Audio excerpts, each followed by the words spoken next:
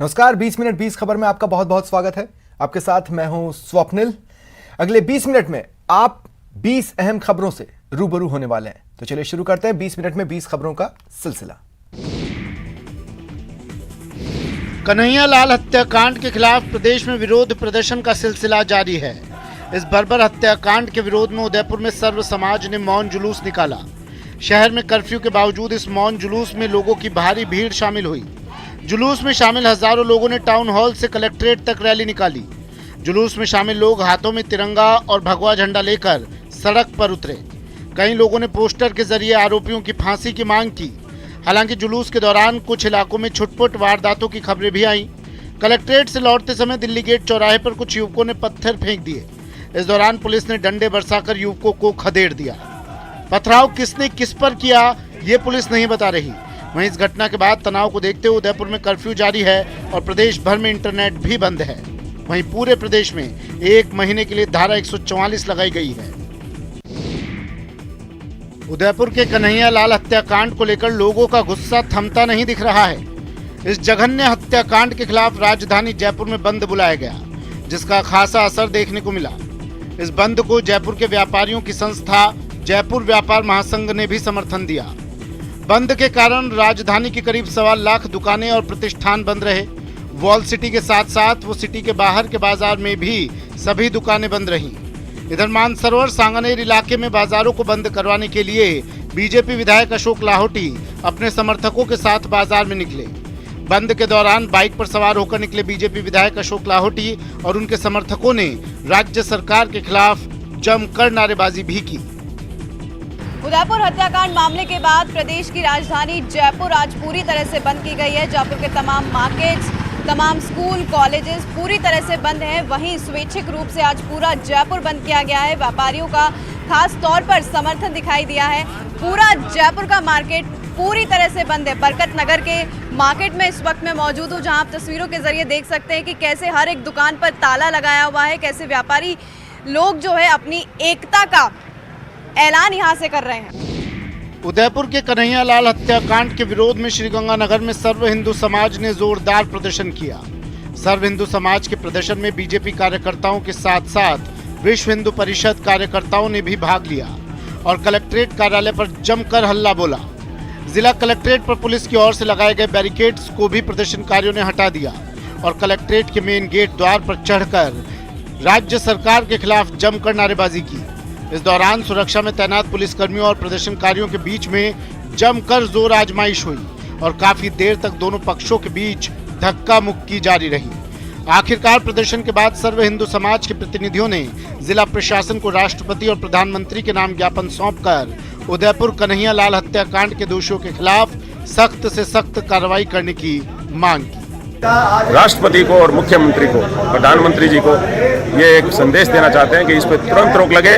देश के अंदर लॉ एंड ऑर्डर स्थिति जो है वो एकदम सही हो। इन उग्रवादी तत्वों, इन इस्लामिक कट्टरपंथियों को शह दे रही है, उनकी शह पे ही सारा काम हो रहा है। अगर सरकार सख्ती से कदम नहीं उठाएगी तो प्रदेश का ऐसा माहौल बन जाएगा जो सरकार से संभले नहीं सकेगा। कन्हैया लाल हत्याकांड के खिलाफ पूरे प्रदेश में उबाल है और इस बर्बर कांड के खिलाफ लोग सड़क पर उतर आए हैं। सिरोही में सर्व हिंदू समाज राम झरोखा मंदिर परिसर में जमा हुआ और इस हत्याकांड के खिलाफ अपना गुस्सा जताया। इस दौरान लोगों ने दोनों आरोपियों का पुतला भी जलाया। वहीं शहर में किसी भी प्रकार की अनहोनी को रोकने के लिए पुलिस मुस्तैद नजर आई है। शहर के कई इलाकों में पुलिस बल की तैनाती की गई है। शहर में किसी प्रकार की कोई वारदात न हो, इसे लेकर पुलिस ने लोगों से शांतिपूर्ण आंदोलन की अपील की। इससे पहले विश्व हिंदू परिषद के बैनर तले सर्व हिंदू समाज ने सिरोही बंद बुलाया और कन्हैया लाल हत्याकांड के खिलाफ रोषपूर्ण प्रदर्शन किया। प्रदर्शनकारियों ने आरोपियों को फांसी देने की मांग की।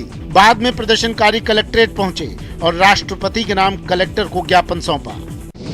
देखिए, सरदार शहर में दिल दहला देने वाला मामला सामने आया है। यहाँ 25 साल की महिला का शव लहूलुहान हालत में उसके घर में मिला है, तो पास ही 9 महीने का एक बच्चा भी जख्मी हालत में मिला है। दोनों के गले ग्राइंडर मशीन से रेत दिए गए हैं। मौके पर खुदकुशी है या हत्या, पुलिस इस मामले की तहकीकात में जुटी है। शक की सुई पति पर भी है, क्योंकि महिला की मौत की जानकारी पुलिस को कई घंटे बाद दी गई। मृतका के पति के बयान के मुताबिक मामूली कहासुनी के बाद उसकी पत्नी ने ग्राइंडर मशीन से पहले अपना और फिर अपने बच्चे का गला काट दिया। गंभीर रूप से जख्मी बच्चे का इलाज बीकानेर में चल रहा है। वहीं एफएसएल की टीम भी हर पहलू से इस मामले की जांच में जुटी है। 2 साल पहले शादी हुई थी और शादी होने के बाद में ये आज शाम को ये ओम पन्ना के यहाँ रेलवे स्टेशन के पास गए हुए थे। शाम को जब घर पर आए तो इनके लड़के ने ये बताया कि साहब ये अंदर से कमरा बंद है और अंदर से उसने गला अपना काट लिया। सरकारी अस्पताल में मुफ्त इलाज और दवा के सरकार के दावों की अलवर के राजीव गांधी अस्पताल में धज्जियां उड़ रही हैं। इस मामले में अस्पताल में इलाज कराने आई महिलाओं ने जमकर हंगामा किया। आरोप है कि सोनोग्राफी के लिए यहां घंटों इंतजार करना पड़ता है। सोनोग्राफी कक्ष के सामने प्रदर्शन के बाद महिलाएं प्रमुख चिकित्सा अधिकारी कार्यालय के बाहर भी धरने पर बैठ गयीं। दरअसल प्रदेश सरकार की तरफ से जांच की घोषणा करने के बाद से ही अस्पतालों में रोगियों की संख्या दिन प्रतिदिन बढ़ती जा रही है, लेकिन संसाधनों और स्टाफ की कमी के चलते जांच व्यवस्था बदहाल है। वहीं अस्पताल में सोनोग्राफी के लिए महिला चिकित्सक का न होने को लेकर भी यहाँ इलाज कराने आने वाली महिलाएं नाराज हैं। समस्या यह कई दिन से परेशान हो रहे, मजदूरी आदमी है, सुबह ड्यूटी जाते हैं, बेलदारी करते हैं, यहाँ आने के बैठ जाते हैं, 2-2 बजे नंबर लगा रहे हैं और ये बोलते हैं भाई अब छुट्टी है डॉक्टर की। पहले क्यों नहीं बताते बात को? 3 चिकित्सक हैं जो कि सोनोग्राफी करते हैं। उनमें से एक चिकित्सक जो है 10 दिन से बीमार है और अभी भी जो है उनकी कंडीशन ठीक नहीं है। तो जब स्वास्थ्य में सुधार होगा तब काम पर आएंगे। दूसरे चिकित्सक की किशनगढ़ बास में एडीजे में कोर्ट एविडेंस थी और उनको हमने रोका है। शिक्षा नगरी कोटा में यूआईटी ने विकास कार्यों के नाम पर शहर के लोगों की जान खतरे में डाल रखी है। मॉनसून दस्तक दे चुका है और नगर निगम की तैयारियां भगवान भरोसे हैं। शहर में लगातार हादसे भी हो रहे हैं, लेकिन यूआईटी के बेलगाम ठेकेदार लोगों की जान के दुश्मन बने बैठे हैं। यूआईटी ने विकास कार्यों के नाम पर शहर में बेलगाम ठेकेदार छोड़ रखे हैं, जो सड़कों और नालों को खोदकर लापता हो चुके हैं और लोगों की जान जोखिम में है। पिछले दिनों सोनू की मौत खोदी गई सड़क पर बने गड्ढे में गिरने की वजह से हो गई। बावजूद इसके यूआईटी अपने ठेकेदारों पर लगाम लगाने में पूरी तरह नाकाम है। शहर के खुले गड्ढे और नाले बड़े हादसों को दावत दे रहे हैं और यूआईटी और जिला प्रशासन शायद किसी बड़े हादसे का इंतजार कर रहे हैं। बीकानेर शहर को अतिक्रमण मुक्त बनाने के लिए प्रशासन पूरी मुस्तैदी से काम कर रहा है। अतिक्रमण करने वालों पर लगातार प्रशासन पीला पंजा चलाकर अतिक्रमणों को ध्वस्त भी कर रहा है। संभाग के सबसे बड़े अस्पताल पीबीएम अस्पताल के आगे दुकानदारों के अतिक्रमणों पर भी कार्रवाई की गई। संभागीय आयुक्त नीरज के पवन, जिला कलेक्टर भगवती प्रसाद ने खुद मौके पर जाकर दुकानदारों से समझाइश करते हुए अतिक्रमण हटाने का आग्रह किया। उन्होंने कहा कि दुकानदार अपनी दुकान से बाहर सामान नहीं रखे, नहीं तो फिर कार्रवाई की जाएगी। उन्होंने कहा कि अस्पताल में संभाग भर से मरीजों का आना जाना लगा रहता है। ऐसे में अतिक्रमण के कारण लोगों को परेशानी हो रही है। इस दौरान कहने के बाद भी अतिक्रमण नहीं हटाने वालों पर कार्रवाई की गई। वहीं दोनों अधिकारियों ने अस्पताल के सामने बनी धर्मशाला का भी निरीक्षण किया और इस धर्मशाला को भी यूआईटी के अधीन लेकर विकसित करने के निर्देश दिए। रियासत काल से चला आ रहा अलवर का वेटनरी हॉस्पिटल नौकरशाही की लापरवाही की वजह से बदहाली का शिकार हो रहा है। बढ़ते शहरीकरण के कारण हॉस्पिटल का एरिया सिकुड़कर सिर्फ 400 गज के आसपास रह गया है। प्रथम श्रेणी के इस अस्पताल का एक हिस्सा खंडहर बन गया है, तो वेटनरी डॉक्टर कक्ष और मेडिकल स्टोर की छत भी कभी भी गिरने की हालत में पहुंच गई है। छत की हालत को देखते हुए डॉक्टर और कर्मचारी सिर पर कफन बांधकर काम करने को मजबूर हैं। लापरवाही के साथ साथ भवन के इस हालत का सबसे बड़ा कारण है कि रैन बसेरे और इंदिरा रसोई का कचरा जो अस्पताल की दीवार के पीछे जमा हो गया है, जिससे गंदा पानी जमा होता जा रहा है और दीवारों को नुकसान हो रहा है। यहाँ तैनात डॉक्टर इस अस्पताल की हालत की जानकारी कई बार अधिकारियों तक पहुँचा चुके हैं, लेकिन इस ओर कोई ध्यान नहीं दिया जा रहा है। करीब पुराना हो गया बिल्डिंग बने हुए और इसमें ऊपर से छत से लेंटर जो बिल्कुल सरिये निकले हुए हैं, जंग लगे हुए हैं और वो कभी भी गिर जाता है। कई बार बाल बाल बचे हैं और कोई हादसा होने की पूरी संभावना है। राजसमंद जिले के ग्राम पंचायत सांगठ कला में 37 फीट भराव क्षमता वाला सांगठ तालाब रख रखाव के अभाव में अब जर्जर होने लगा है। तालाब की पाल पर झाड़ उग गए हैं। ये झाड़ धीरे धीरे बड़े हो रहे हैं। इस कारण इन पेड़ों की जड़ें पाल के अंदर जा रही हैं। इससे पाल पर लगी सीमेंट अब उखड़ने लगी है। समय पर पाल की मरम्मत नहीं होने के कारण पाल की स्थिति जर्जर हो गई है। इसके अलावा सांगठ तालाब से किसानों को सिंचाई के लिए छोड़ने वाली नहरें भी लंबे समय से जर्जर अवस्था में पड़ी हुई हैं। नहरों के जर्जर होने की वजह से सिंचाई का पानी भी नहीं छोड़ा जा रहा। अगर मानसून में अच्छी बारिश हुई तो तालाब में पानी की आवक होने पर तालाब की पाल पर लोड पड़ेगा। ऐसे में समय रहते इसकी मरम्मत हो जाए तो ज्यादा क्षतिग्रस्त नहीं होगी। हालांकि जिला परिषद के अतिरिक्त मुख्य कार्यकारी अधिकारी भुवनेश्वर सिंह चौहान का कहना है कि सांगठ तालाब की मरम्मत के लिए जल्द ही कार्य शुरू किया जाएगा। साथ ही झज्जर नहर की मरम्मत की जाएगी, जिससे पानी का रिसाव रुक सके और किसानों को राहत मिल पाए। आपके द्वारा जो हमें जानकारी देके जागृत किया गया है, हम प्रयास करेंगे कि आपकी इस पहल को हम अंतिम सफलता की तरफ ले जाएं। अजमेर सेंट्रल जेल के कैदियों के हुनर को जेल की 4 दीवारी से बाहर निकाल समाज के सामने रखने और इसके बदले कैदियों की आय के मकसद से शुरू हुए कई नवाचारों की एक प्रदर्शनी अजमेर के सेशन कोर्ट परिसर में लगाई गई। डिस्ट्रिक्ट जज मदन लाल भाटी ने प्रदर्शनी का उद्घाटन करने के साथ ही उसका निरीक्षण किया और कैदियों की ओर से तैयार की गई विभिन्न उत्पादों की तारीफ करते हुए इसे समाज के लिए उपयोगी बताया। सेंट्रल जेल के महिला और पुरुष बंदियों ने साज सज्जा के अलावा रोजमर्रा के काम में आने वाली वस्तुओं का निर्माण किया है, जिसमें खूबसूरत पेंटिंग के साथ ही मखमली रजाई भी शामिल है। इसके अलावा जेल के कैदियों ने एक बैंड भी तैयार किया है, जो जेल से बाहर होने वाले सामाजिक कार्यों में अपनी सेवाएं देने के लिए तैयार है। इस बैंड की कीमत बाजार में उपलब्ध अन्य बैंड की तुलना में कम भी रखी गई है, जिससे इनको ज्यादा से ज्यादा मौका मिल सके और वे न सिर्फ अपनी प्रतिभा दिखा सके बल्कि साथ ही आमदनी भी कर सके।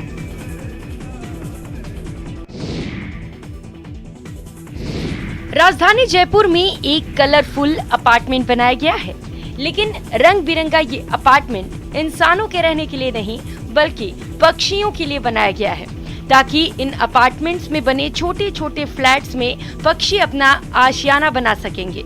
सांगनेर स्थित पिंजरापोल गौशाला में बने इस अपार्टमेंट को पक्षी तीर्थ नाम दिया गया है।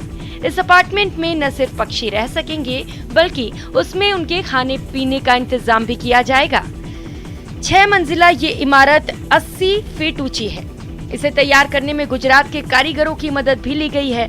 आज लोग बड़ी इमारतों में रहते हैं, लेकिन वे पक्षियों के बारे में भूल जाते हैं, इसीलिए पक्षियों के लिए ये बिल्डिंग बनाई गई है। इस बिल्डिंग में करीब 2000 पक्षी एक साथ रह सकते हैं।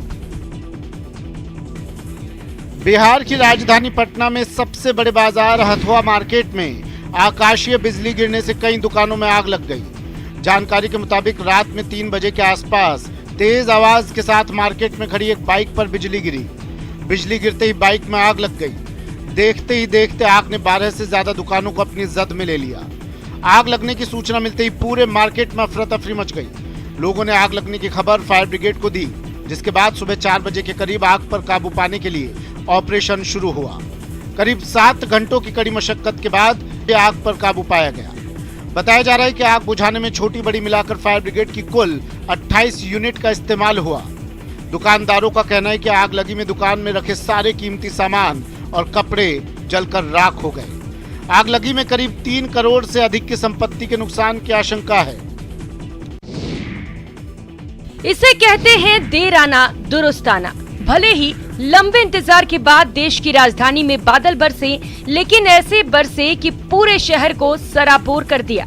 जी हाँ, लंबे इंतजार के बाद दिल्ली में मॉनसून की पहली बारिश हुई और वो भी मूसलाधार। मॉनसून की इस पहली बारिश ने दिल्ली और एनसीआर के इलाकों में उमस भरी गर्मी से परेशान लोगों को खासी राहत दी। हालांकि इस दौरान अधिकतर इलाकों में सड़कों पर पानी भर गया और कई जगह ट्रैफिक जाम हो गया।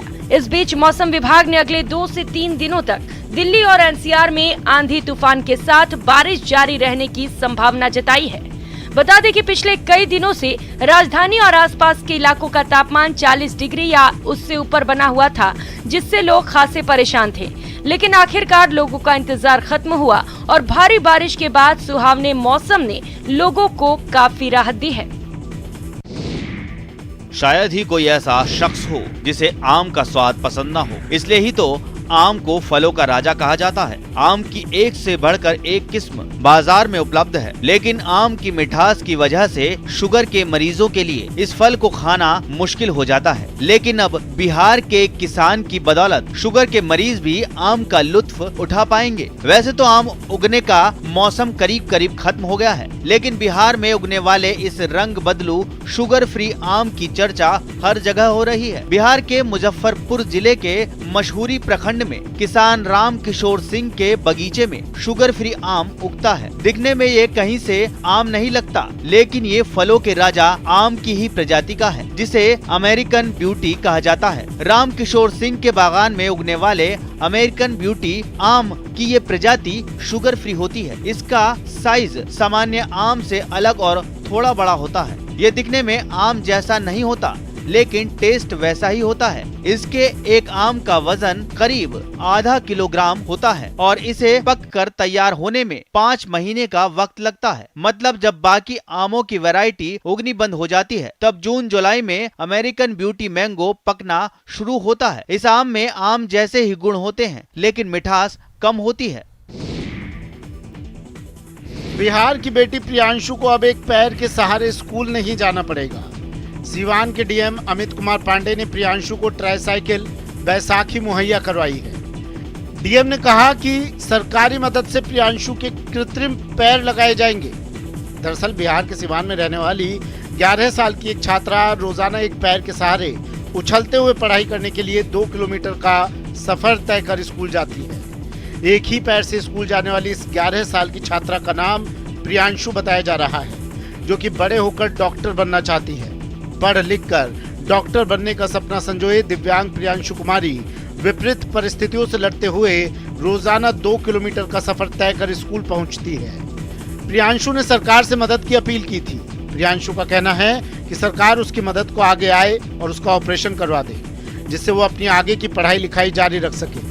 प्रियांशु कुमारी सीवान जिले के जीरादेई प्रखंड के बनथू श्री राम गाँव की रहने वाली है, जिसके पिता खेती का काम करते हैं और इलाज में ज्यादा खर्च होने के चलते उसका ठीक इलाज करवा पाने में सक्षम नहीं है। उत्तराखंड में एक मांसाहारी पौधे की खोज हुई है, जो उत्तराखंड की जैव विविधता के लिए बहुत ही बढ़िया खबर है। माना जा रहा है कि ये पौधा दूसरे फसलों को कीट पतंगों से बचाने में कारगर साबित हो सकता है। अपनी जैव विविधता के विख्यात उत्तराखंड के चमोली की मंडल घाटी में 2000 फीट पर 36 साल बाद देश में कीट पतंगे खाने वाले पौधे की एक दुर्लभ प्रजाति यूट्रिकुलेरिया फर्सिलेटा की खोज हुई है। आखिरी बार ये पौधा 1986 में सिक्किम और दार्जिलिंग में देखा गया था। ये कीट भक्षी पौधा मांसाहारी पौधों के उस समूह का है जिसको हम ब्लाडर वर्ट कहते हैं। इनके अंदर एक अद्भुत संरचना होती है, जिससे ये अपने शिकार को पकड़ते हैं और उसका शिकार करते हैं। ये मांसाहारी पौधा पानी में पाया जाता है। बताया जाता है कि पानी में पाए जाने वाले मेंढक के अंग, टेटपुल, मच्छरों के लार्वा, अनेक प्रकार की कृमि जैसे इस पौधे की संरचना के बाहरी हिस्से को स्पर्श करते हैं, जिसके बाद मांसाहारी पौधे का मुंह खुल जाता है। वैदिक मंत्रोच्चारण और हर हर महादेव जयकारे के साथ अमरनाथ यात्रा बालटाल और पहलगाम से शुरू हो गई। पिछले जत्थे में 4890 श्रद्धालु हैं। ये सभी बुधवार सुबह जम्मू आधार शिविर से यहाँ के लिए रवाना हुए। श्रद्धालुओं के लिए यहाँ खास इंतजाम किए गए हैं। लंगर समितियां सबसे व्यस्त हैं। उनके वर्कर्स यात्रा के दौरान सुरक्षा के बेहद कड़े प्रबंध किए गए हैं। हर 5 कदम पर पुलिस के जवान तैनात हैं। लोग पहलगाम के लंबे रास्ते से जाने को ज्यादा पसंद कर रहे हैं, जबकि बालटाल का रास्ता छोटा है, पर यहाँ भीड़ कम नजर आ रही है। सर, हम कश्मीर और बाबा बर्फानी के दर्शन के लिए पहली बार आए हैं और बहुत ही अच्छा लग रहा है। इधर का जो वातावरण है बहुत ही अच्छा है और लोकल सपोर्ट प्रशासन का भी बहुत ही अच्छा पुख्ता इंतजाम है। सुरक्षा के इंतजाम भी हम जब से जम्मू से निकले हैं तब से सीआरपीएफ के जवानों ने हमें बहुत ही अच्छा सहयोग दिया है। मेरे को बहुत अच्छा लगा है। बाबा भोले की कृपा है हमारे साथ। कोरोना के कारण पिछले 2 साल के प्रतिबंध के बाद पूरी जगन्नाथ रथ यात्रा इस साल 10 लाख से ज्यादा भक्तों के स्वागत के लिए तैयार है। विश्व प्रसिद्ध पुरी जगन्नाथ यात्रा 1 जुलाई से शुरू होकर 12 जुलाई को समाप्त होगी। 9 जुलाई को भगवान जगन्नाथ, बलभद्र और बहन सुभद्रा की घर वापसी होगी, जिसे वापसी यात्रा कहा जाता है। हालांकि इस साल भी रथ यात्रा देखने आने वाले श्रद्धालु के लिए मास्क पहनना अनिवार्य किया गया है। रथ यात्रा के लिए 3 विशाल रथ बनाए गए हैं, जिस पर तीर्थ यात्रियों की एक विशाल सभा के बीच देवताओं को ले जाया जाएगा। 3 मुख्य मूर्तियां जगन्नाथ, बलभद्र और सुभद्रा 1 जुलाई को रथ यात्रा के लिए दिखाई देंगी। पिछले 2 वर्षों से पुरी में रथ यात्रा के लिए प्रवेश कोविड-19 महामारी के कारण गंभीर रूप से प्रतिबंधित था। इस साल रथ खींचने वाले श्रद्धालुओं की संख्या बहुत ज्यादा रहने की उम्मीद है। त्योहार के लिए देश भर और कुछ दूसरे देशों से करीब 10 लाख लोगों के इकट्ठा होने की उम्मीद है। भारी भीड़ को देखते हुए तीर्थ शहर में 69 प्राथमिक चिकित्सा केंद्र स्थापित किए गए हैं। फिलहाल इतना ही। नमस्कार।